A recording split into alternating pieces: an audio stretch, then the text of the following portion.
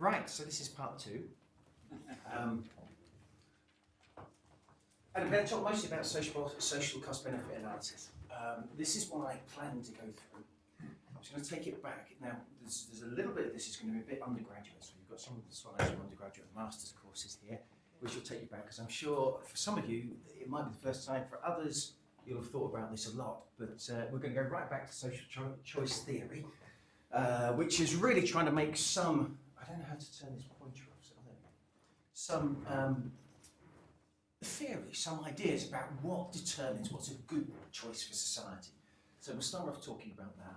I'll show you how social cost-benefit analysis implements one idea about what a good choice is for society. Then I'm going to say you're going to need to do that. You're going to need value, economic value. You have to measure that. So we'll have a talk about that. In particular, I'll come and talk about some of the work, which is really the focus where my work is about valuing non-market goods. So these are goods which aren't traded, you can't buy them in the market, they don't have a price, and the environment obviously is an example of that and why it's relevant. But that's a lot to get through. That's an entire lecture course, so this is going to be a little bit of a whirlwind right through those. So we'll start with social choice theory. And I'm going to start really where we left off yesterday. So I'm going to start from the assumption that what we care about is human well-being. To find that a little bit better in a second. So we care about humans, that's what we're trying to do. So social choice should be good for humans. I'm also going to start with the assumption that we don't just care about one human. This isn't a sort of social situation in which we have one dictator and the whole of society is organised to decide on getting the best thing for them. Could be, you could decide that's a good thing, but these are all normative, these are all moral questions. I'm going to go from the position that we care about all humans in society. You could argue that there's no truth in the previous social structures of preference certain elites over others, and that's just the way it wasn't questioned since the 1700s, since the Enlightenment. Maybe there are other times in human history we've had a different way of thinking about that, and the roots of this problem goes right the way back to those, well, I consider them great thinkers of the sort of 1700s and 1800s, who began thinking about, well, what should society be trying to do? Not what does it do at the moment. The other thing I'm going to just skirt over, because it's too much to go on, is what we mean by society. Who's in and who isn't. So I'm going to go, just go with me on this. I'm going to assume that we care about all humans.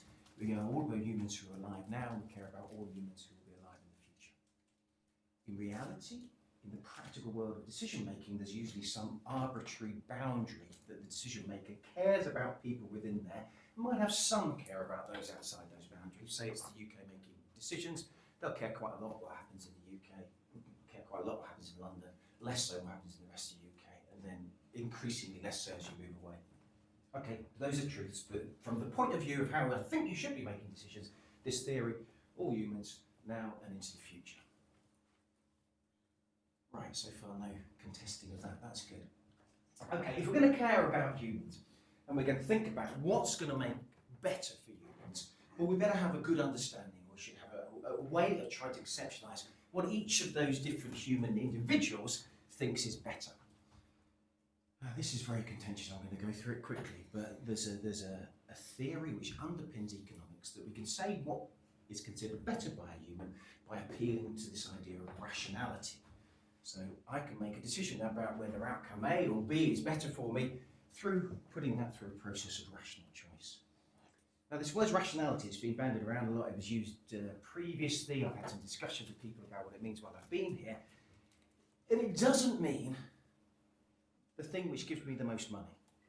That's not rational at all. We all know from lots of decisions we make, it's often not the thing that gives us money which we care about the most. So rationality, if you bring it down to its sort of economic definition, here is someone who is irrational. I don't think that's irrational, I think that's just clever to be able to pour 3 cups of tea at the same time. The idea of rationality is as simple as this. It's the idea that we can identify the possible options when making a decision over them. There they are, A, B, C, D. This is undergraduate, this one. We can assess the outcome of each option. You're going to contend that one at some point, I'm sure. But let's say this is X units or X, Y, W, Z. I know what those outcomes are for me. And I'll say in a second we can do this under uncertainty, or we can change this model to think about that. That once I thought through those outcomes, I can then put them into an order in my preference. So I think A, which gives me X, is better than C, which gives me W, etc., etc. And then the idea of rationality is just that I select the option that leads me to the most preferred outcome. So this is the idea of rationality, this is the idea of preferences. How you put these different outcomes together is where we start putting some structure on that. I don't think much of that is contentious. No, good so far on it. No. Yeah, I do. I Yeah, I thought you would. I have no contention with this, but when you look in practice, because we basically what you show is in this case, 4 scenarios with kindergarten columns, right? But what I see in practice is not what I want, so I'm not. That's good. This is good. But that already the choice A is made by a select group who doesn't let the other people show the other choices. I mean, you just have to look at politics, and I can give you a flip example. And so what you present is what I agree with, and probably everyone in the room. But in practice, they show their choice A and trying to put the other choices or don't even give them. So this is very ideal what you do. In practice, I don't see that often. Yeah, so I am dealing with ideal now. I'm trying to take you through to say why social cost benefit analysis has some elements that I think are good. But there's a division here, and we talk about quite a lot in social sciences involved with decision between what we call economics and politics. So there's a difference between economics, which is designed to think about what's a best choice. I'll get to defining that in a second. And the way in which that information is implemented in policy decisions. So there's some point at which this is information, I'm not going to call it scientific, information in the decision-making process as to what's better for society according to the rules I'm going to show you. Whether that gets implemented is another thing. I'll talk about that at the end. Just to finish off, I'll come back. But there is another element to this, which is agenda setting, which I think you're interested in, is which options are going to be evaluated in the first place. And that political process, if it actually comes to a practitioner of social cost benefit analysis, you usually say, well, we're looking at whether we should bypass Stonehenge. Here's the 3 options. We put a tunnel under it, or we knock Stonehenge down, or we don't do anything. Those are your options. So they're often in practical application that you haven't got the infinite set of options and you can look across. That's set by someone who probably has shares in the tunneling company or something like that. I agree that happens, but I'm not really concerned with that problem at the moment.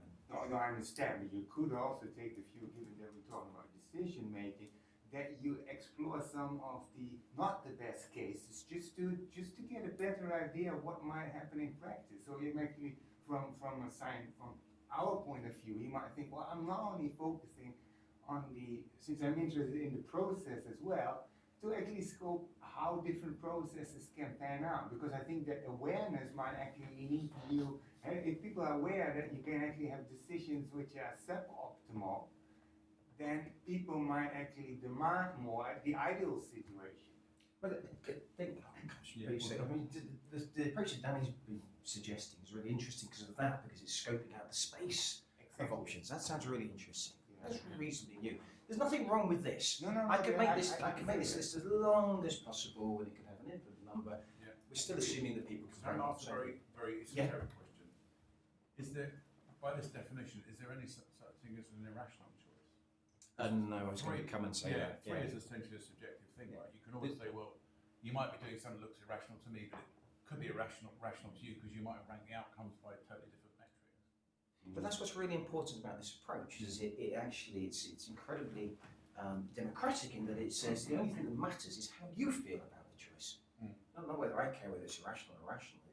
It's supposed to sort of come down to this position where we're going to try and evaluate whether you think it's better and how much you think it's better for you. Yeah. Now, there are times, this is going to go miles off. So there are times in which we might think people are acting against their best interests. So there's only certain times where you think you might.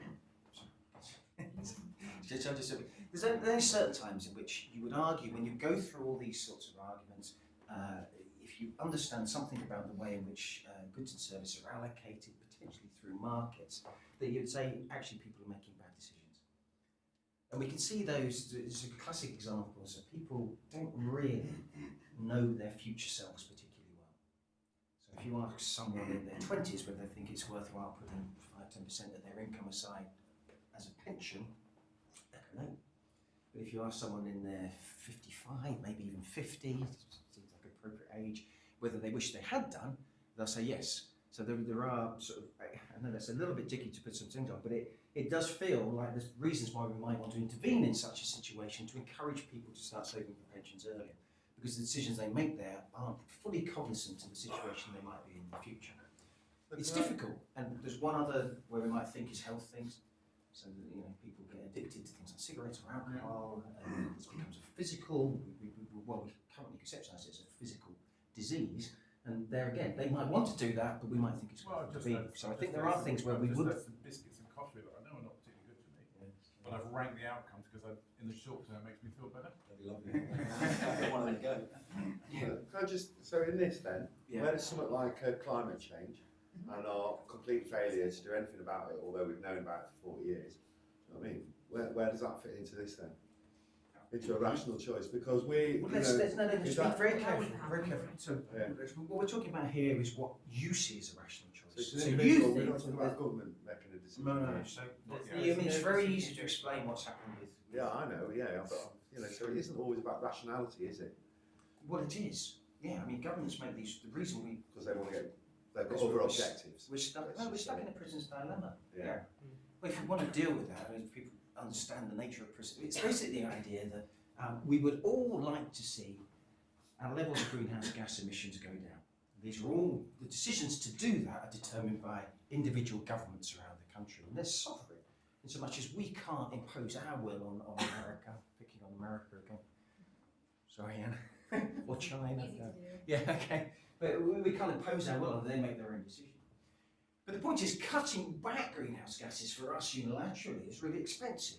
And some of the stuff we're doing is starting to say the level of costs that unilateral action imposes. But unless everyone does it, it makes no difference. It makes no difference. So we're stuck in the situation where we don't want to, what we prefer is for China to do it.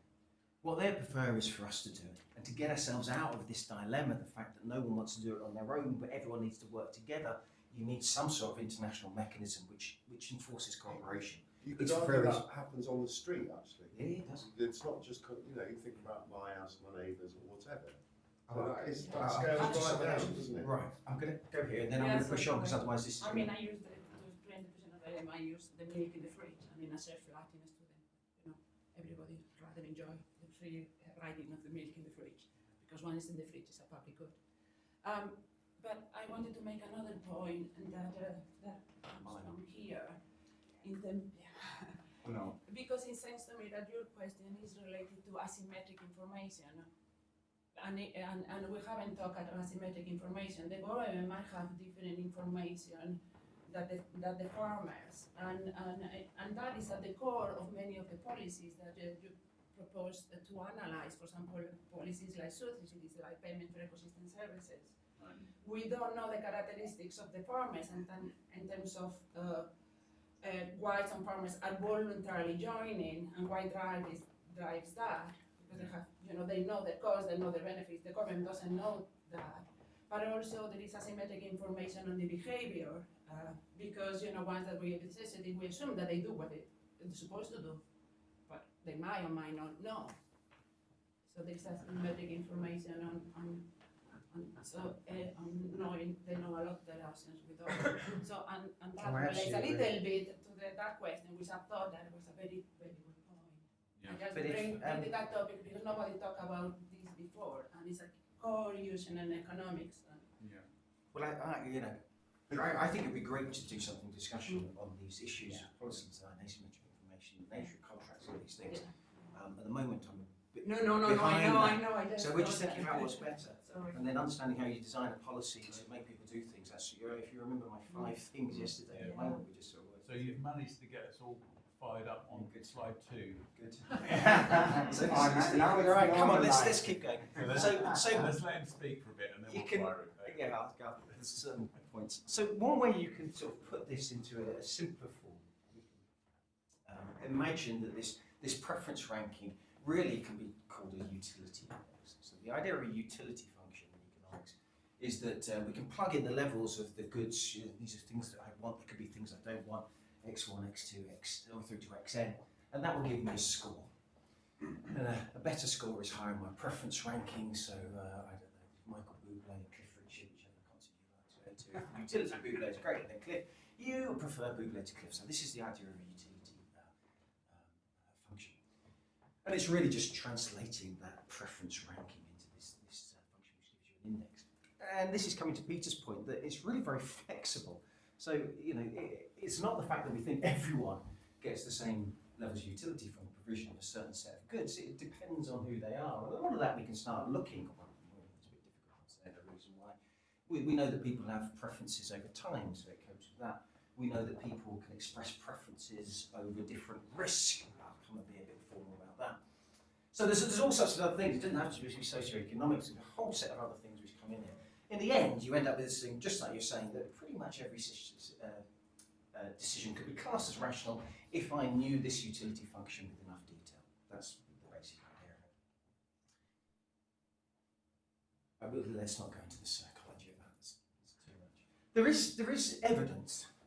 Some would say growing evidence. I would say growing and retreating evidence that there are consistent things which don't quite fit with our usual simplified version of what that utility function might look like. This is a classic aversion, one of the example loss aversion.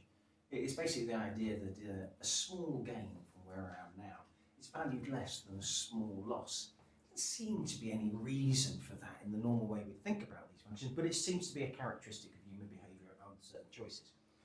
It's not a problem. You can change the utility function to take that into account. Somewhat more difficult are things where people make decisions which just really don't seem to fit with this notion of what's going on. So this is an example from who was this? This was Tversky. This is Ariel Rubinstein. And what he was doing was he teamed up with the economists to do a special offer on whether you should get a subscription.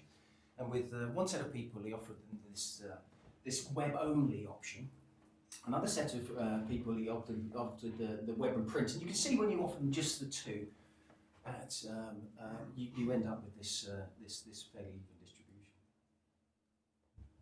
I'll flip now, this works now. Then what he did in the next one was he said, well look, so the difference between web only... You get an extra option. Yeah, you get an extra option. It changes the order. It absolutely does. Yeah, this one dominates asymmetrically, dominates the others in a way that says I'm not going to get print only. I can get web and print only. I forgot the prices. I think it's if you make the price of print only high, prices up there. and then people think, oh, I'm getting something. If you make the price of print only high, people think they're getting a real treat by paying slightly extra for web and print. Thank you. There was another bit here which showed the thing I cut it off to save space, and they didn't think to go through it. Yeah, but you can bring another option in, which is it's no different from these options really. If I rank those in a particular way, I should rank these in the same way. But if I can see that dominates the others, then we tend to go with them. I think this has led to a sort of a cottage industry in this idea within marketing and within government, that we can use these sorts of slightly irrational behaviours, such as putting vegetables first in the shopping aisle, or putting things next to waste bins which say 90% of your colleagues recycle their coffee cups.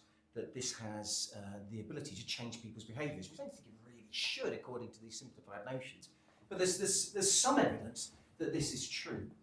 And so that's boomed recently, this idea that we can nudge, and people are really, really keen on it. But I think there's a bit of a pushback now, because there's certainly a lot of evidence. This is Paul Ferrara, who came to speak recently, who was talking about the publication bias. I was there. Oh, you there? Yeah, all right. Yeah. It was a really, really interesting talk, and he was effectively saying, look, we're only seeing all these things because the only things that are published is when we see them. And if you look at the power of the tests that have been doing, it's clearly massive publication bias in that. And the other is saying is, yes, there is some evidence in the short term that these sorts of nudges affect people, but once we get used to them, we stop caring about them. And after repeated exposure to this sort of thing, we quickly learn the trick and learn that it's not in our best interest to keep pursuing it. So whether these are true, whether these are things we have to worry about, well, it's all in there. Well, I thought you'd be hang interested. on, I mean, none of that contradicts the rational theory. It just means that your utility of outcomes has something to do with things that you haven't really listed in the outcomes. You know, Yeah, I agree. people's attitude to loss is also, there's an emotional reaction which should be in your utility, and those things fluctuate in time as well. I mean, if I always win a pound when I play this machine, I just get bored and stop doing it. Or if I always lose, I become like, it hurts to lose. There are things, so, I mean, we've done some nudging work as well, and it's fascinating to see how it works, but then dies, because people are like, you know, I can't be bothered with this anymore. There's a novelty value. But that somehow doesn't invalidate the theory at all. It just means that there's no static preferences. Yeah, I agree. And that's, yeah, that's true. Cost benefit is, but utility theory I don't isn't. think you're right on that. I don't think it has to be. You're just assuming the implementation. There is no dynamic in the preference, only in the value. Well, no, I've seen lots of ones where preferences are updated because you assume that, say, environmental values is No increasing more over than time. it is within the discounting element. Well, it can be within discounting. Okay, yeah. People often wrap things like that. Let's Okay. look. Honestly, there's so much to go through. And this is what I'm saying. You know, people often say, "Well, what about altruism and vindictiveness?" They never talk about vindictiveness as if humans are vindictive. This is me having to turn up to coach the under-9s football, giving the occasional pound when I feel guilty into the thing on the shop. But there's no reason why my preferences can't be dependent on the utilities other game.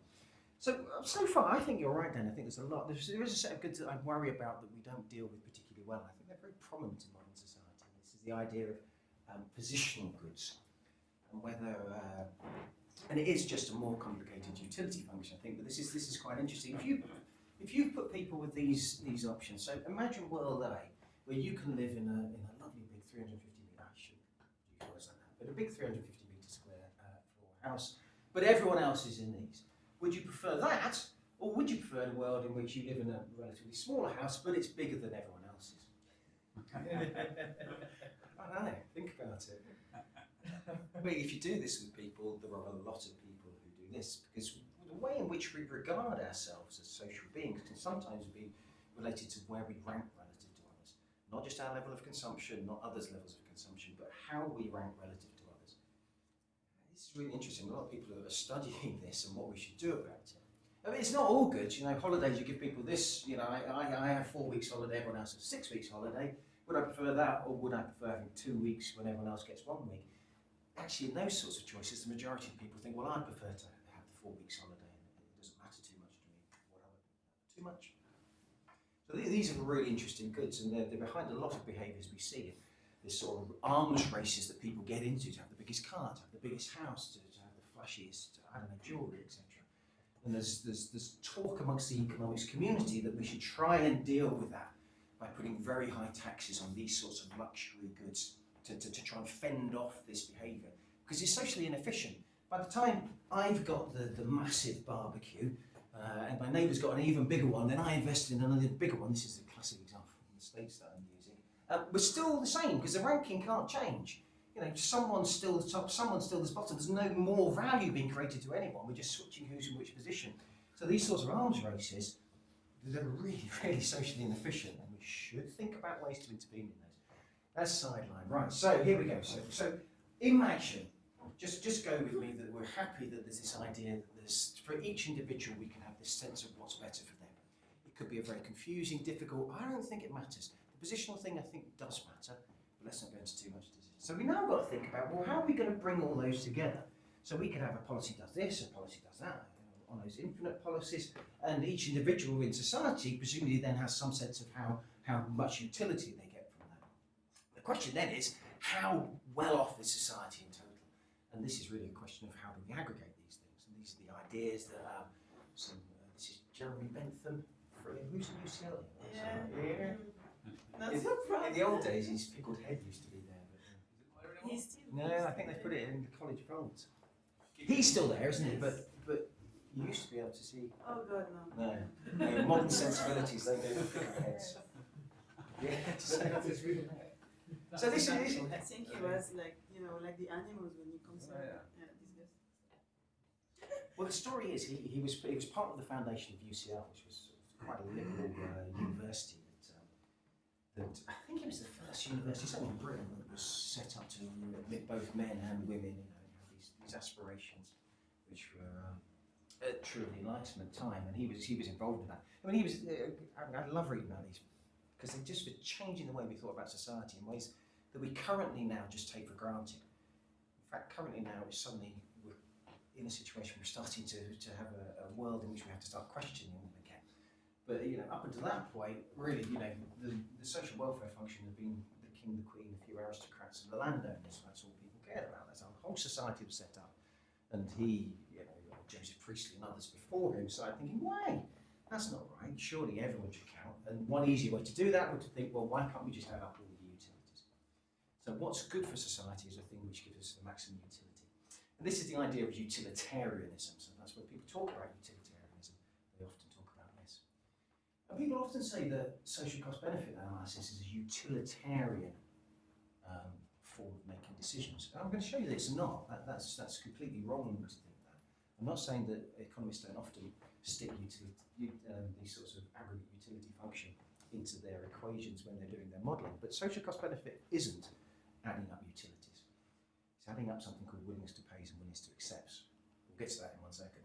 But others have thought, well, okay, actually society shouldn't just think that everyone has the same weight. It counts the same in adding up to get a level of social welfare in this decision. John Rawls famously in his book, A Theory of Justice, said, well, actually, one way you might think we should do this is always try and preference policies and projects to increase the well-being of the least well-off in society. So here, this is the idea of maximin. And so these are different. So there's a whole range of other ways in which you might think about doing it. These are all normative. They're all just, how do we think is right? And I don't think it's possible to come to a conclusion about which one is correct. But when people talk to you about sort of the Martinist revolution or a new economics or a new welfare economics, this is in particular, they're talking about this change in the way people thought about things, where economics tried to shift from being a social science into being something much more objective, something measurable, something which is much more like the new sciences which started to flourish at the end of the 1800s. They wanted to be like this. And this is William Stanley Jevons, who said, well, it's all well and good having these ideas that we could add up the utilities to everyone, but honestly, we can't measure utility. This is such a famous quote, it's worth saying. Every mind is inscrutable to every other mind, and no common denominator of feeling is possible. So can I, that made me think of in the past, in the previous slide, when you sum entities or you're looking at the mean, etc. Is each function for one individual, is it the same, or are they each different because of the function could be the same, but they all have different arguments in them, given your Okay, socioeconomics, your attitude to risk, or if you think your attitude to risk depends on the characteristics observable. Okay. I mean, these are concepts rather than real things. I'm not writing them out because we haven't got a general form for this. There's no sort of super theory. Maybe that's what economics should be aiming to do, but I don't think it can until we can measure utility. Well, which is interesting, if you're interested, because there are people working in neuroeconomics now who are actually studying brain patterns and attempting to quantify levels of well-being. You see some fascinating things, but that is another lecture. Okay, so Can I just ask yeah. a question? Do you ever actually see, is it ever actually useful to talk about somebody's utility as a state? Or are you really only ever looking at the change in utility? Utility is only an index to order preferences, and the only thing we observe are choices. So there's no such thing. There's no measure it. There's no unit of it. We've got no way of putting probes in, getting objective measure of it. All we observe is people's choices between different options, which then gives us some idea of the preference ranking, from which we can infer a utility function with some scale. But it's what scale we use.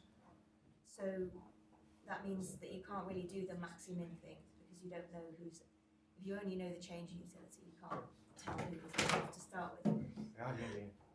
Well, absolutely, and that's the crucial problem that it comes about. So if you could, these are great ideas. These ideas you can have up, or you could do max-min. But at the point at which you try and operationalise this, it falls down because we have no measure. We simply can't say. I mean, even if you were prepared to tell me what your utility was in some number, for example, I could come over to Arne and ask him what his number was. How could we compare the two? It makes no sense. So it's unoperationalisable. That old way of thinking about things in economics is called welfare economics. Confusingly, the new way, which I'm just about to talk about, is called new welfare economics. So they weren't very imaginative at doing it. And it's new, but it's from the early part of the century. And it starts off with something I'm sure you're familiar with, this idea of Pareto's, that we could at least say one thing. We say one thing if we have an allocation, by which I mean a policy or a project that moves from the status quo to something else, that makes at least one person better off and no one worse off, then we could probably agree that that's better. Yeah? People can go with that? Mm. Yeah? It seems pretty reasonable to me. I do get into arguments on this, but I'm not going to. Yeah? I don't know, what if it costs lots and lots of money and it makes one person like a little bit better off? Well, the costs occur, so people feel costs. Yeah. Costs So then don't they'd just be go worse away. off, I guess. So they would be Yeah, worse off. okay. Yeah, and I'll get you a formal definition of cost in a second. We call this a Pareto improvement. So if we could find Pareto improvements, brilliant. If we could find policies where at least one person was better, no one was worse off, then that's great. We have a clear prescription where to go. Obviously, I can't think of one policy where you're going to get that. You've got to have unanimity. This is a good thing. It's not a practical. It solves the measurability problem, but not the implementation problem. And this is what Sir Roy Harrod, pretty much because he's a little plain, he was a fantastic economist. He did so many interesting things. But his argument was, well, okay, but if you're going to go Pareto, if the incomparability of utility to different individuals is strictly pressed, so we're not going to do that. We're going to be science. We're going to try and be objective. Not only are the prescriptions of the welfare school, utilitarians, Rawlsians, etc., ruled out, but all prescriptions, whatever, the economist as an advisor is completely stultified. I can even imagine him saying it. It's a great phrase, stultified. He uses enough. So we're stuck again until then. This is sort of where we get to. This is Hicks and Candle, both Cambridge and Oxford economists, who said, well, maybe we could sort of change this a little bit to come to the idea of potentially Pareto improving, or potentially better. So he said an arrangement or a policy or a project is better if those that are made better off could, in theory, compensate those who lose out from the project, so that at the end of that, once we've done the compensation, everyone feels at least as well off as they were before, and some are better. And I'll make that a bit clearer in a second when we go through. But it's basically the idea, if I can create enough surplus from this, that I could take some of that surplus off the gainers and give it to the losers, and then the losers didn't feel worse off, then we've got something which is Pareto improving, and therefore we should say if we can create if there's such a policy, we should advise that it goes ahead. We call this potential Pareto improvement. The example that Hicks and Caldor used was the repeal of the Corn Laws. So this is 1820, 1830. We had a situation in which large landowners had a monopoly over corn within the country, which meant bread was very expensive. Bread was very expensive, particularly for the urban poor and the big factories that were growing up across the north at that time. And there was sort of big tariffs on imports of corn, of grain. And so the argument in government was, well, should we repeal the Corn Laws, get rid of this monopoly that existed, which was supporting the price up, and that would obviously reduce the profits of all the rich landowners. But the argument that went through Parliament, it wasn't known as a potential Pareto improvement at the time, was that the improvement to all the poor people from the dropping the price of bread was sufficient to outweigh the loss to the rich farmers, rich landowners. Whether you should or should not then take some of that surplus off the poor people who have benefited from the price and give it back to the rich landowners, Hicks and Caldor said becomes a question of politics, not a question of economics. We can't say you're into a distribution issue. Do we care enough about those landowners that they should be compensated? There's plenty of examples when we have done that. The British when they, I'm going to go miles off here, right? But the British when they finally stepped or finally decided to stop trading in slaves, what they did was they repealed all their laws, made it impossible anywhere in Britain had influence, they stopped slave trading, but they compensated every single slave owner for that. So if you look at the quantities, I'm making this up because I don't know, but billions and billions and billions of pounds were paid to slave owners in compensation. From that situation, they decided the slave owners were. So these questions are interesting. They didn't in the case of the Corn Laws. So this is the idea that we're going to take forward, this Hicks Caldor. We can decide if we can make a surplus that we should think the policy is good if we could potentially compensate them. This underpins social cost benefit analysis. So that's important. Right, we're back to undergraduate, but I hope you'll enjoy things being made as simple as possible. So we're going to imagine a policy where we've got some gainers, and it's going to be Boris Johnson and Theresa May, Mrs. May and Mr. Johnson. That's that's actually happy. I think it was quite difficult to track down a photo of Theresa May looking happy a lot, just forlorn. And they're gaining because this policy will deliver to Boris a couple of toy cars, and Theresa, she really enjoys action figures. There you go. But there's losers here as well. Jeremy Hunt, Michael Gove, and they're losing out to the tune of 2 teddy bears and a Barbie doll. There you go. So that's the policy. That's what the policy delivers. Is it a good or a bad policy? Implementing the Higgs calendar would say that somehow, having done this, we could compensate. And obviously, it's very difficult to think. You know, if I took some of these and I gave those to Jeremy Hunt, the action figures and a car here, would these actually be preferred to this loss? Does this compensate? I mean, is it okay to we can compensate these things? Clearly not. It's very difficult to think about how we come to a decision about whether that compensation is possible when we're still working in physical units. So what we need is a good that everyone has, is universally, I'm sure people will get worried by that, but universally desired and easily divisible. So we need a good that we can exchange around, which everyone likes, which is given little minutes, little units, and that's money. So we're going to use money as our index. Now this was a question yesterday. You could use action figures, you could use cars, you could use, I think Peter said, Bretts. It doesn't matter to do this, it's just very difficult because not everyone is working in the same units. But if we can use something like money, then it does become feasible. So here we go, this is what we're going to do. This is right at the core of, yeah? Why can't you use utility? How am I going to measure it? Well, that's another question, but in principle, I thought this was theoretical anyway. Right? So So I didn't make that very clear. We've got an idea, we know what we're trying to do. I've gone too far back. Oh, I didn't put it. We're actually going to try and implement this here. No, I did. Implementing the Higgs calendar. What are we going to do? How are we actually going to put this into practice? And actually putting into practice is this idea of Higgs calendar, this idea of potential Pareto improvements, is what social cost benefit analysis does. So when I talk about social cost benefit analysis, I'm talking about a way in which we can implement this idea of can we create a bigger pie that could be redistributed in a way which means that no one's worse off, and not necessarily is a political decision. So we're going to try and think of a way in which we can do that, and we're going to do that by using money as our metric. And but could you use something like years of life or years of happy life or something like Absolutely. or happiness if you there's reasons we don't, because it's just difficult to do, and this is much easier as I show you. But there's no reason. Yeah, there's absolutely no reason. You're just thinking about what level of compensation is it practical to think, and thinking about ways in which you could actually, if you decided to do that, implement it is very difficult. With money, if I decide to implement it, it's relatively easy for a government because they can think of ways in which they can use the tax system to redistribute. In fact, that's basically what the tax system does. So there's real implementation practicalities from doing this, yeah? Sorry, no, I don't understand the whole Higgs thingamajiggy thing. Higgs. So, if you give the cars to Boris, right, and he gets +1 happy face, right? And you could compensate and give the cards back, right? And to someone, yeah. Someone you took from. Yeah. But in practice, if you don't do that, you could increase Boris's happy faces by 1, but minus the loser's happy faces by 100. If you did compensate, it would be equal, but by not compensating, you could still be at a net negative in utility. So it only works if you do compensate, right? Because yeah. So it doesn't. Yeah. It's not It does. really a good strategy. It doesn't make sense to use then. Well, no, it depends what you're saying. So, okay, so we've got a bunch of policies, and we're looking at this policy and we're saying, is it possible to do this?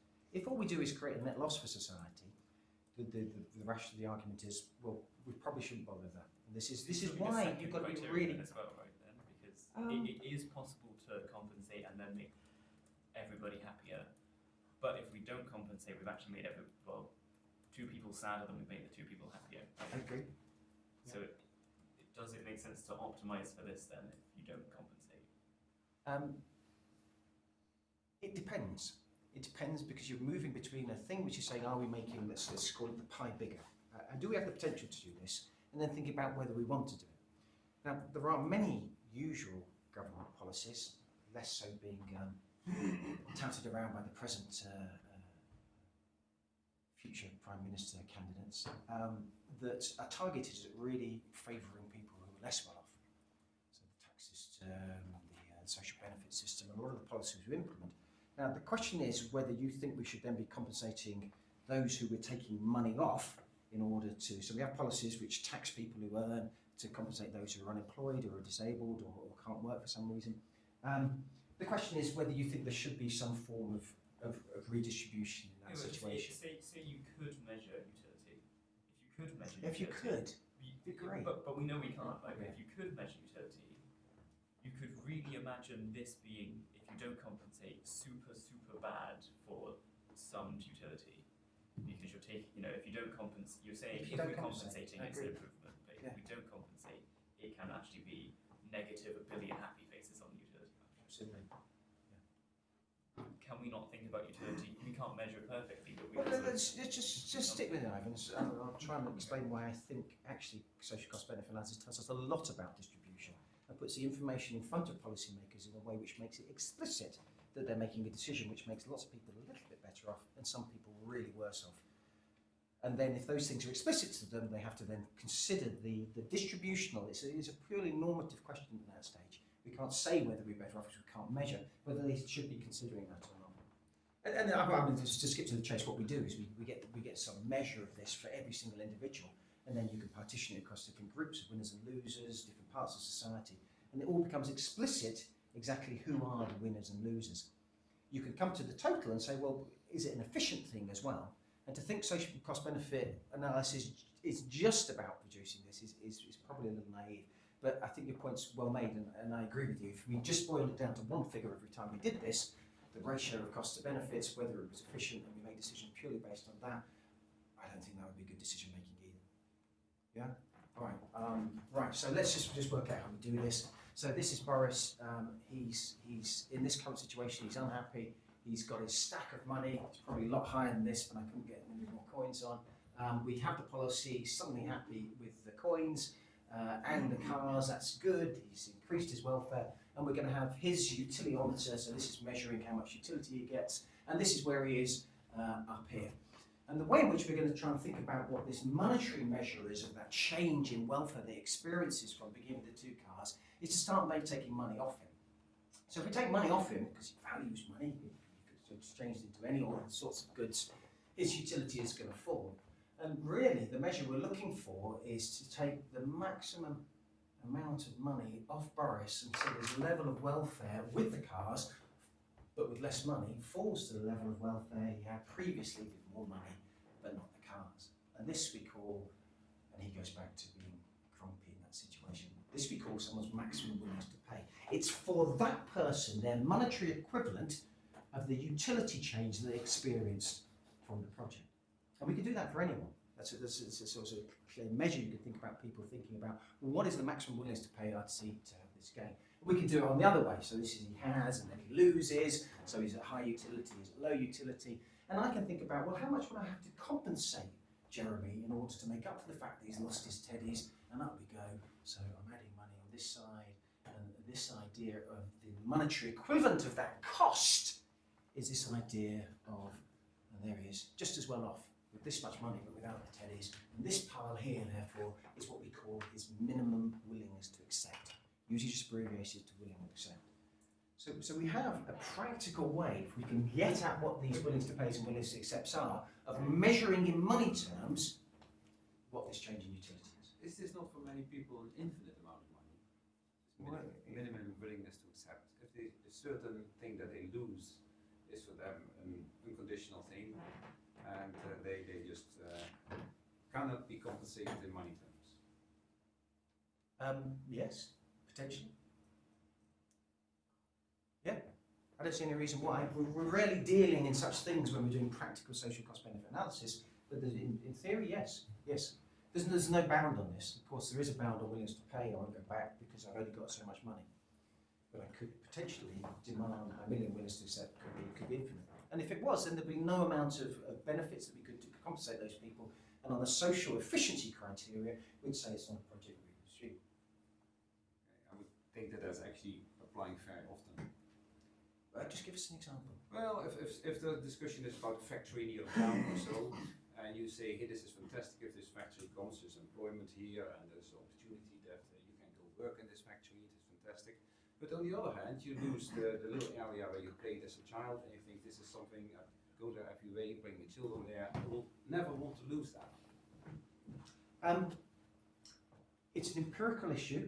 I could argue with you that there's many examples where such a thing has happened and people have been compensated and moved, but you might well be right, people who aren't.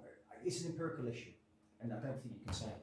So I think, there's certain things we think about, like losing one's life. Yeah, I didn't want to make it mathematic. Yeah, but that's why I thought you were thinking about things like that. Yeah, no, sure. But it could be that people do demand really high levels of compensation for these things. Yeah.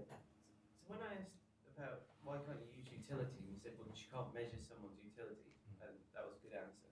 And then, but now you actually are measuring the utility, because that willingness to pay is going through utility to get to a monetary amount that's the equivalent of the teddies, or whatever. All I'm saying is that for Jeremy, if I can provide him this amount of money, I know from his statement of prefaces that he's just as well off as he was before. So if I can provide him with more than that, then I've managed to ensure that he's not. Through his sort of utility speedometer, right? So you are going through utility and you're using. This is only known to Jeremy. I don't know this. Yeah. So these scales can be completely different for different people. And one of the criticisms of this approach is that it sort of depends how much money I've got in the first place. Exactly, that was my remark. So you have to scale it to some. No. See, that's a misconception. If I'm only concerned about social welfare, it could be that there's a policy, Professor Ryan's case, right, where there's one person who is willing to pay millions of pounds for that, and lots of other people, because of their I've done this the wrong way around, but have got small willingness to accept for it, for example. But all we're saying is, could it potentially compensate? Is the project socially efficient? If I start scaling these things, I'm making some normative judgment about how I rate the utilities received by other people. And as soon as you do that, you're out of the world where you could possibly say anything objective about it. Yeah, but that assumes that this does not have that judgment in it. And I think Where's the judgment? This is expressed purely by Jeremy. Purely by because you're comparing the money from different kind of people as equivalent. Well, I missed this now. Sorry, no. So go on. You compare the money of one person with the other person as equivalent. Well, I had them up to see whether the project makes a service. service. No. I think you're misunderstanding the. I just don't know whether that's fair. I question it. So I'm Might be wrong, I'm not. but I question it. At the moment, we're talking about. I'm trying to tell you what social cost benefit does and what it doesn't. Oh, that's and fine. what it does is it achieves efficiency. What it doesn't is make any normative judgment about the levels of utility that people experience, because we could never measure that. We'd have to make some judgment on it. But So all we're saying is this already has a judgment in it. no, it doesn't. Look, so it says if someone gets a lot of money, I could take it has a large willingness to pay. I could, in theory, they've said they would pay that much. I could, in theory, as a government, take that money off them or somewhere off them, and I could give it to everyone who lost in a way which made them feel, from their own expression of how much I'd have to compensate them, just as well off or better than before. There's no comparisons going on here. I'm not saying. All I'm saying is it's possible to do that redistribution in a way which makes everyone at least as well as off as they were before the policy. That's right at the core of what's going on here. So if you would have another person on this picture, that other person might want less money. For example, yeah, and this is completely. I mean, we don't. I should have changed the scales here, but I only had one. So you picture say scale. you don't know this speedometer thing. It's just the person, right? Yeah.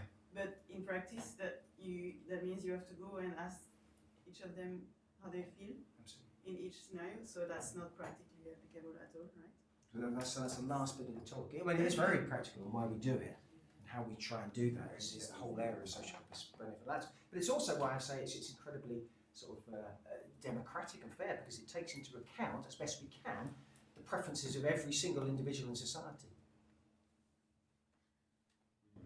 I'm waiting. I think there's only You want to see how that's done? Yeah.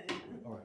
something key about whether this change is seen by the person to be inevitable or a choice.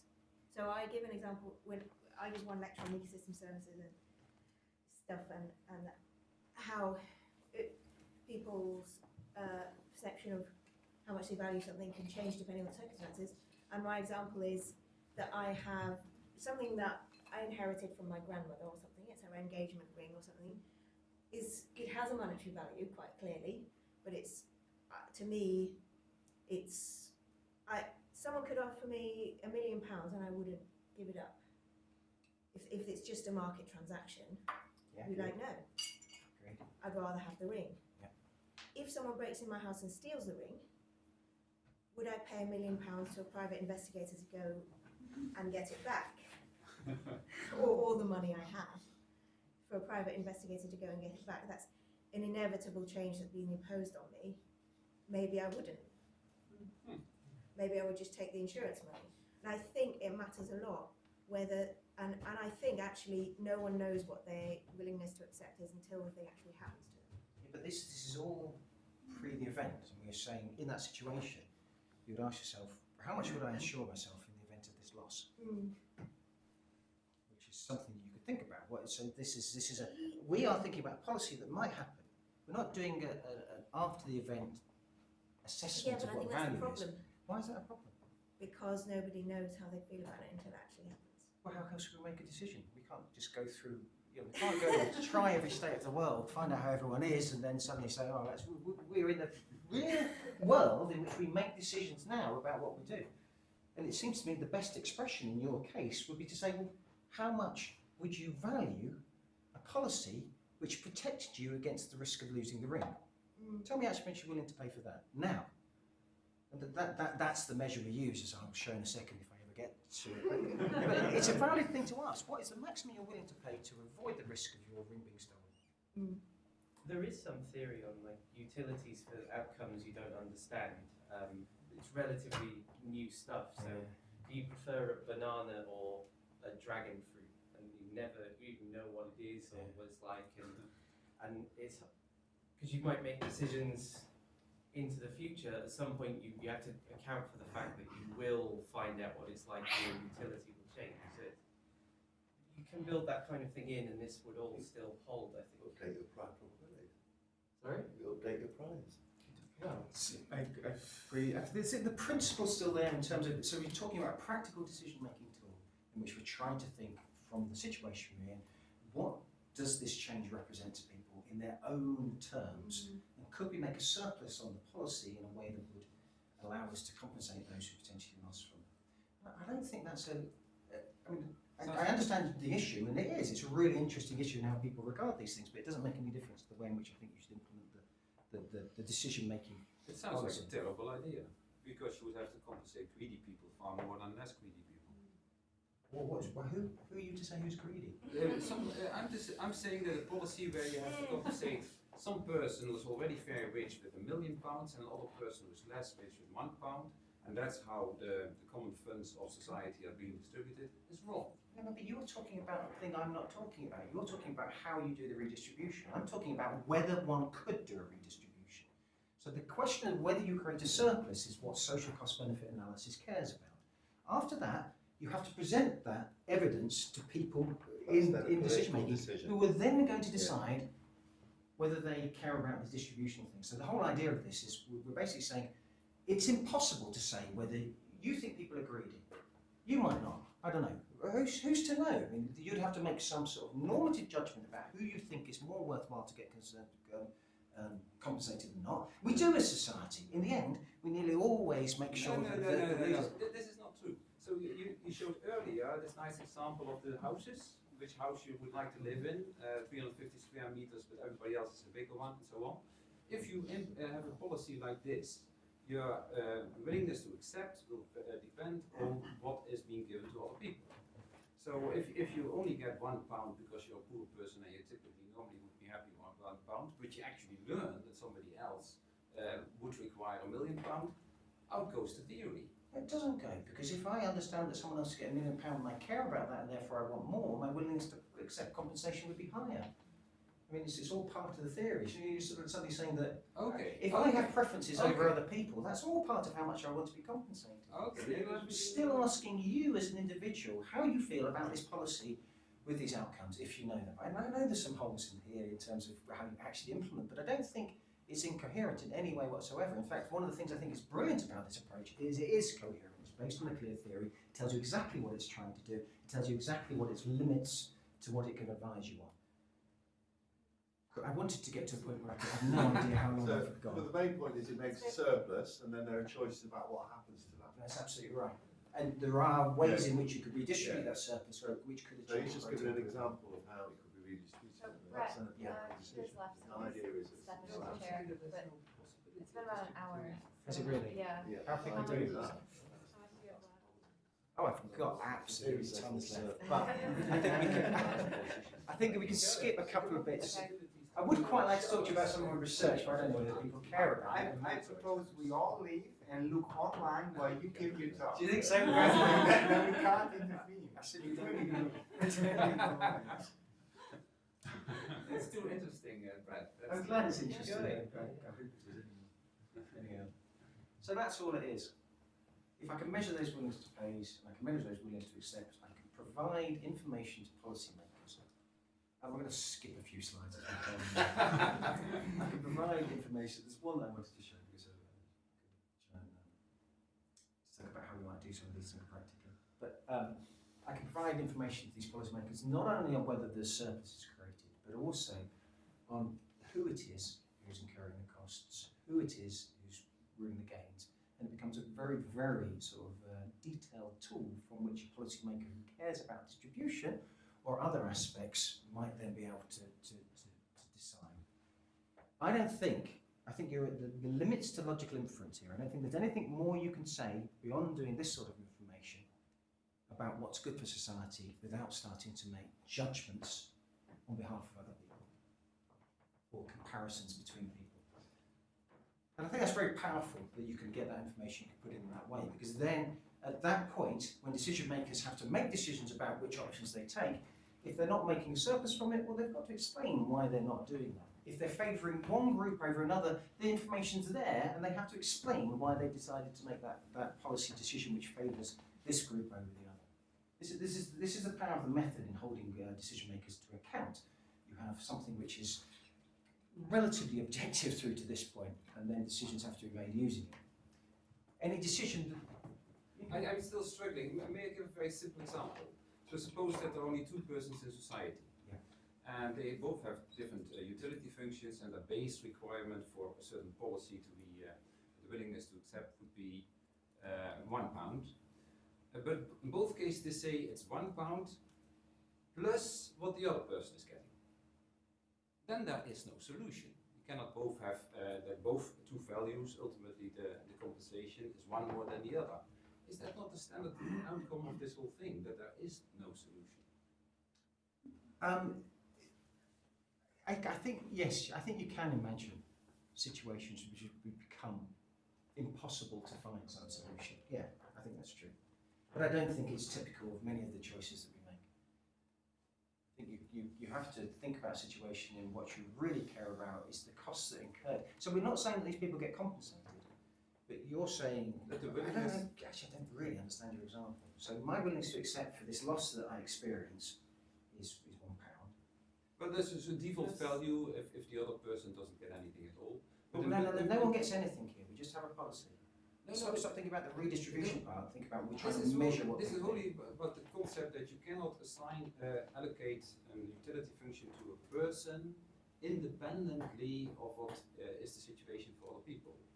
So if you talk about this willingness to pay and willingness to accept, I think for everybody that will depend on what will happen with other people in society.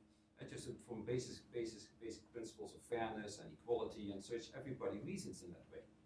So, I don't see why we can't include those outcomes within our assessments, and we do. I mean, well, I just gave this numerical example where there is no solution. Isn't that but I don't think that makes any the difference. prisoner dilemma? Like everybody wants to be the one winning. It's a bit like the prisoner's dilemma. You are into a strategic situation, or I guess because they're interacting in a way. And I think there are examples, like talk about positional goods, where it becomes quite difficult to do. But I think. No, but I'm struggling. Yeah, but I don't think. I mean, I think that's just a problem for the policy. It doesn't mean that this way of thinking about it is any worse. You're saying implementing the criterion, and I just say there is no implementation. In that particular case. Yes. In which we have some sort of relative valuation. My valuation changes in the case of other people's valuation. But you don't have to know other people's valuations. It's very hard to have that kind of value. If you don't know, well, then that's a different situation. But the policies are public. Well, because it's the point is it's your utility now. You can't see my utility now is. Right, come on. So anyhow, if you want to read about this, this has been around for years and years and years. This isn't a new method. It's been developed for loads and loads of time. What I wanted to show you here, there's some just everyday people. Well, I did want to show you why we could. I did notice, Peter, you haven't updated your photo in a while, have you?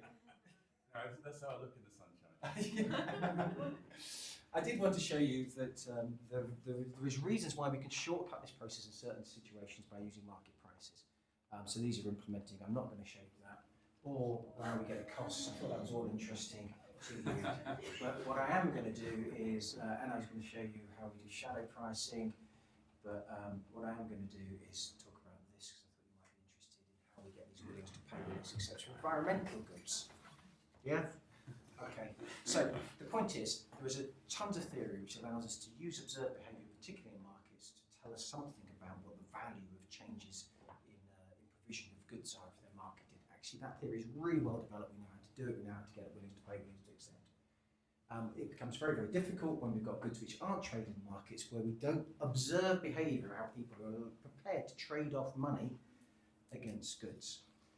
There's two ways we can do this. One is we look at actual decisions which somehow implicit or in that decision is some trade-off between money. So we observe real choices where to enjoy improved quality of environmental, more environmental goods, some sort of quantity measure, we can see some trade-off with money, and that gives us an insight into what the value of it is.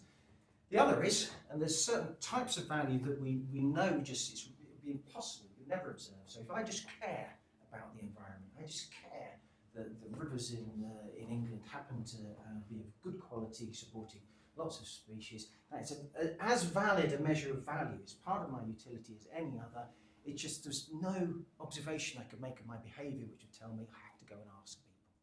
So if we really want to do this, and we think leaving those out is going to severely bias these decisions, we've got to go out and ask people. So we use survey methods, which we call stated preference.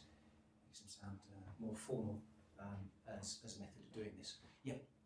So again, that is relative to how much you have. Well, no, unless I'm doing willingness to accept. So often we'll be doing this in willingness to accept frame because we're thinking about a loss of quality. Yeah, but I mean, how much I would state that I'm willing to pay would depend on how much disposable income I had. If you were planning, if it was a gain, I agree. Yeah. But if it was a loss, then we'd be asking willingness to accept the question. I'd argue that that would be the same. Like your willingness to accept is probably going to vary depending on how much you actually have. Like I think if you have more, you're going to expect more. Oh, I agree, but the question was whether it was limited by how much you had. It's not, it's dependent on. Oh, okay. Which I think is true. Yeah, but this is, I hope we've dealt with this already. This isn't a problem with the method. The method is just saying, am I making a surplus, which means I could compensate you in money terms for the loss that you feel, or I could take the money off you in some way from the benefit you feel and give it to someone who lost from this policy to make a surplus. It doesn't stop them. The method's still coherent because of that. And this problem that people have different monetary valuations of utility, it's not a problem for the method in terms of efficiency. It is a problem if you're then concerned about the distributional aspects of it. Yeah. Okay. So really, these reveal preference things come about where I can substitute some. I've got goods which are substitutes for each other. So we often get these circumstances where we see an experiment, say water is suddenly not available, and we can see how much people spend on some substitute good to make up for that, or health expenditures are often used here. So we have some health scale, or how much do people value avoiding the risk of that health. We can look at how much they'd spend on a averted behaviours, defensive behaviours, or to protect themselves from noise. So we're starting to see some sort of trade-offs between goods that you can buy in the market, something that's provided to us through the environment, and we can use those signals to get some ideas, usually lower bounds, as to how much people value that environmental good. I'm not going to talk about those much. Here's another one where they're complements. I need to join up environmental quality with something I pay for in order to enjoy some sort of outcome. And I'll give you a quick example of this approach, which is used in travel costs, where I have to pay to get somewhere because I want to enjoy a natural environment. I can't enjoy the natural environment without expending money and time getting there. So that money and time give me information, or the cost of that time. We won't go into how we value time, but it's something that's eminently possible to do, about how much I must value the experience I get from going to that recreational location. So when we see these sorts of trade-offs, see observations of people travelling to get somewhere to enjoy the environment, it gives us an insight to how much they value it. Or it can be a component. There are things like property, and I'll have a quick talk about this, where we can see that the values of property depend on their environmental qualities that are sort of effectively given to those properties by policy decisions or by something outside the control. But that value can get capitalised into the house price. So we know that properties in cleaner areas, or properties closer to green space, or properties that overlook rivers or lake are more valuable, and therefore we can infer from that information how much people must value those sorts of environmental qualities in that location. So these are the sorts of techniques we use. I was going to talk about a big exercise. Sorry? There are a lot of other methods. There's just production. I can talk about profit function. I can talk about lots of other things. But right now, I'm going to talk about these because I've got research on them. So, and again, there are textbooks going back to the 1960s on how you might do this. Here's a piece of work that will shortly be appearing in Environmental Resource Economics, in which I've been trying to infer the value of open green space in England and Wales. Okay, this is a big challenge because we've got tons of different types of paths and woods and parks and beaches, but we have a wonderful data set, this mini data set. It's a sample of 5,000 people, a random spatial sample of 5,000 people every week. It records their day trips to outdoor spaces for the purpose of recreation. It records the location of one of those trips chosen at random from the week, so we now know how often they recreate, we know where they go, and I'm going to use that information to infer something about the value. So these problems are made difficult because, of course, if it was just one site that everyone was going to, I could look at how the distribution of travel changed with distance from that site. But in reality, there are hundreds of thousands of different recreational sites that people would go to. And we're looking really to use that information, how they choose between that set, how much it costs them to get to these different sites, and the qualities they experience when they get there. And those trade-offs between costs and qualities allow us to put monetary amounts on the qualities of different types of recreational areas. Once we've got that all sorted out, we can then say, well, what happens to value if I remove a recreation area? Or what happens to value if I create new recreation areas or change the qualities of recreation areas? There's other decisions in this data set. How do you get there? You can either walk or take a lift with a royal, always a dangerous thing to do. And this was just to show that we do use some quite interesting mathematical techniques without really understanding them. So to work out the costs, we've got samples of hundreds of thousands. We've got hundreds of thousands of places people could go, but there are these methods for certain routing algorithms through the real roads and path network, which are lightning quick. I cannot believe this contraction hierarchy method. It allows me to do these things which were just simply impossible a few years ago. Driven, of course, by sat-navs and all that sort of stuff. So there's commercial applications of these which allow us to do it. So we've now got the travel costs to each and every site. We've got the qualities of each and every site. I should have said putting that map together was a hell of an exercise. I put some equations up just because I thought it was compulsory. But really, this is just saying I'm going to imagine a parametric form for the utility of each site by each mode in each time period for a particular person. I know the characters of the person from the data. I'm going to imagine they also have the opportunity on a particular day not to take a trip, so we have an outside option as well. And to make things simple for myself, I've assumed that the choice of the outside option depends just on their socioeconomic characteristics. The on-site utilities are the same across everyone. This is just one specification. You could make these more complicated. that allows me to get quite a nice simple closed form for the probability of choosing a site. You'll probably all be familiar with this. This is if I make assumptions that these are random variables with generalized extreme value distributions, then I can get to this. But why I'm showing you that is because the denominator of that thing looks a bit like this. And this is an index, a measure in utility units, which are fixed for the purpose of this estimation, of how much value I get from the set of sites that I can visit. So it's determined by the utilities of every single site and the outside option here. So this index comes out as my expected maximum value of that set, which means that once I've estimated all the parameters, I can do this sort of thing. I can take my original set and I can change it all the way around, and I can say, well, what's the change in this expected maximum value? And this parameter here allows me to turn that into money terms, because I'm already seeing the trade-off against utility against costs, because I estimate it up there as the parameter on the travel costs. So we now have a way of getting welfare value from all these things. There's a lot of stuff in it, different parameters, 180 odd. It shows us relationships between a park size and the sorts of types of land cover you might experience there. Interesting, what comes out as tend to be the most value in this sort of open grassland with woods, a sort of country estate sort of things, the sorts of places that people get the most value from recreating in, but they get value from all of them. We see significant increased benefits from sites which have access to rivers and canals and the seaside. Once we've controlled for everything, so we've controlled for access, we've controlled for income, we've controlled for the qualities of the sites, so we've controlled for all that, we still see really significant differences in participation across different ethnic groups, across different socioeconomic segments. This struck me as really quite significant that recreation differs across different ethnic groups within the country. Once I've controlled for everything, this isn't just an access thing. A lot of people have argued that this is an access thing, but as best as we can, we still see difference in people's preferences once we've done that control. I was going to do a little quiz for you. So this is participation. So we've got three things here. One of these is participation most increased by how many children you want to spend time in the outdoors with? Is it most increased by having access to a car, or is it most increased by having a dog? And these are the three you can get. What do you think's the first one?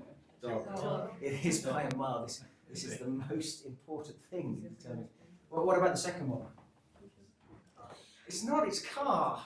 Admittedly, I think I put some error about on that with kids. It make a lot of difference actually to people's recreation activity. Not anymore, it's probably because they're in front of those games. Anyhow, so you can do things like you can now say something about, well, the visits is driven by real data, a sample. We can say how many visits we expect to see a year, we can say how those would change. Climate's in there, we can say change in climate under different conditions. But we can now say something about the value of recreation. And that number there, that 9 billion figure, or 8.5 billion figure, is how much we'd lose in a year if suddenly we bolted up all the recreational areas in the country. So you have no access to recreation. These graphs that all go up, where Oh, these ones? before, Oh, yeah. these ones. So this is 100% of land cover would be part of it. What is the horizontal axis here? So what we're looking at is a measure of value, this utility measure, that V that I had in that equation, given parks that offer, this is parks, it's a path, offer, this is water margin, so a length of river canal of 20, and this is the length of meters. I'm just trying to think in landscape terms where people might actually strongly prefer a mixture and never 100% of something. How does that come in? Not particularly well at the moment. Is that But the mixtures are in there because each path has your. I mean, you've been wonderfully engaging, so this is your cost of being engaging. So can we just let Brett finish up now, and then we'll have a coffee and we can badge him over coffee. Right, I'll quickly show you this. This is what's happening with interesting Peter. This is looking for ways in which we look at changes in house prices. There was, this is Polegate down in Sussex, the main road down to Eastbourne on the south coast went right through the centre of the town, and then they built this extension. And we were looking at the house pricing data to try and understand how the change in exposure to road traffic as a consequence of that change has affected house prices, and attributing that change entirely to that loss in traffic. So it's the noise and the congestion and the view of the traffic of the trucks rolling through there. I was interested in this, so this is the sort of specification we're using, general additive modelling, but there's a function of space in there where I was using some sort of kernel regression, where I thought this Inler approach sounded really interesting because I have to make assumptions about bandwidth, or if I'm using other methods, assumptions. But if this is an adaptive sort of smoothing approach that can work pretty quickly, then we could smooth out all the things in space that we don't really know what's driving them, to try and isolate the things in space that we're interested in, that which are varying in space and time. And that's what I'm showing here. So if you come onto this diagram, what we're seeing, this is an announcement of the plan. It'd be sort of running along. Would there be a plan to build this bypass? This is when the bypass opens, and this is when the bypass starts being built. And you can see this big lift in the prices, which declines as we move away from the road, but still seeing some effects. So the economics has moved a little bit away from this, and they're looking for really clear sort of natural experiments to try and identify these things in which there's been some exogenous change in the environmental to try and drive that. In economics, you really won't publish anything which isn't driven by data like that. So this is unlikely to publish in there. I thought you'd be interested in thinking about stated preferences. So here we're going to ask about water qualities. So we're going to go out to people. And we know that people get benefit from water, both from their use of it, which we can get using those travel cost methods, and because they just value it, but we can't get that from one of those methods. So this is a paper that's going to come out in GEMS shortly, in which what we were doing was we were collecting information on people's recreational behaviour with rivers, but also asking them questions about how they would value changes from good through to excellent, through to good, through to poor, through to bad quality. These are complicated problems because it matters where these are going. So we have a sort of setup in this experiment in which we're going to offer people different options associated with different prices coming through their water bill as to what these qualities will look like. And we're asking people to make decisions over a future world which looks like this and a future world that looks like this. It's people give responses. But and we can infer from that data, and the thing which is from people's choices, the thing which is novel about this is that I've created a model which takes into account the structure that we assume must be in preferences, which relates their responses to those questions to their use, which we can get information on from their actual behaviour, and what's left over from the choices they make in these hypothetical must tell us something about non-use. So we can tease those two things apart by putting some structure on preferences. It depends on what structure you put on it. So there's assumptions going in there, but it's possible to do it in a coherent way, and you'll come out with some interesting things. This is really telling me that non-use is declining at 1 over the distance. So the first time people have really thought, well, does how much I care about these things just because they exist, does it differ with how far these things are away from me? This analysis suggests it does at 1 over the distance. And it also suggests that while this figure is really similar to the sorts of numbers I get out from that big travel cost thing, £3 or £4 per trip per year, I've got to be careful there. This number that comes out for the non-use is very significant, that people put in these situations are giving us good values. Right, so we won't do that, but I thought agent-based models would be interested in it because that's a really interesting thing. And I was going to go through criticism of CBA. I'm going to finish though with this last bit, which is why I think CBA is worth considering. It would have been nice to have talked about the alternatives. Let's not do that. These are the things that I think are good about it. It has a clear theoretical underpinning. It tells you what it's doing. It's trying to get at this efficiency. It's very clear what it's doing. If you look at any of the other methods that gather experts in a room and get them to push beans around in different directions, different things, what's that telling us? What's it telling us? And it's one of the things which is just taken over by special interest groups. Those decision-making processes I really, really dislike. I don't think they're silly. You could probably do them, but without this sort of thing backing it, which is telling us about every single person, then I don't like those. They call them multi-criteria analysis. I don't know there's other definition of that. But the evaluative standpoint of this is that everyone matters, not just those who happens to be in the room when they're making the decision, not just the experts or the special interest groups, let's call them that. It's everyone into the future. People criticise it for not looking at distributional analysis, but I think it's absolutely explicit about distributional analysis because it lays out who wins and who loses across the whole range. And you know, If what you did was just present someone with a final figure, that would be stupid. I agree with that. But that's not what the method does. The method lays out what are the costs and benefits, who gains them, by how much, and who loses from them. And you can look at that information, and then if you care about distribution, it's explicit. What I also like about it, the same methodology is used for a policy in health, it's used for a policy in environment, it's used for a policy in tax. It doesn't matter what policy it is, but it still gives us this information about who loses and who wins and what's the size of the pie that's created by it. So it allows us to compare across different projects in different sectors using the same method, consistent methodology. You just can't do that with the other methods, which get a bunch of people in a room and say, what about these three options, which do you like? And they say this one. Well, how are we going to say whether that one being better amongst those options is any different from a set of options you put in front of the military guys who are doing it, saying we prefer this one? No comparability. It makes it impossible to make coherent judgments across different departments of government if you don't know them. People say it's a black box. That's nonsense. I can't think of anything that's more transparent, because you have to write down exactly what you assume about each and every decision you make, every value you put on it. And if someone wants to challenge that, brilliant. But that's what the purpose is. You have to write these assumptions down. They're clear. Someone can go back through my exact findings, the way in which I've done it, and they can say, I don't agree with that. It's challengeable. So this is sort of almost comment about what's going on, but that's what I think this does. It makes you explicit about it.